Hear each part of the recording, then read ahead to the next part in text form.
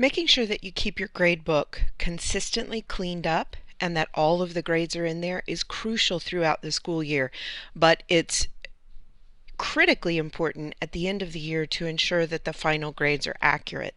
So I'm going to actually demonstrate to you why the zero fill is so important whenever you're cleaning up your grade book, and why it's so important during the school year that you keep those zeros filled in.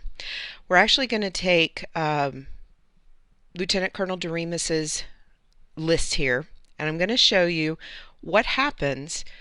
Let's say this is something that happened and there was just no grade entered at all. Now, when there's no grade entered at all, you see that his average, his overall average, didn't change a bit. So leaving that empty gives a false representation if the student actually has not handed in an assignment. So watch what happens if I put a 0 in there, which is what you should do immediately after an assignment has closed, so that students can really see the impact on the grade. Now watch what happens when I put a 0 in here and I save that 0, then it's calculated in and you see a drastic difference between no grade and a 0 fill. So you can see that a student, if you just have been leaving it blank, a student might think, oh, I've got a really great grade.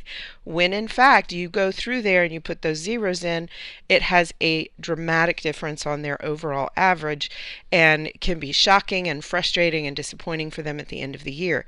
So make sure as you're going through and you're doing your line by line check that you always throughout the year get those zeros put in there for students as quickly as possible, and that gets their attention, and then they're able to have the conversation with you about getting things handed in on time. So I'm going to change this back so that we can see now his average went up back to where it's supposed to be.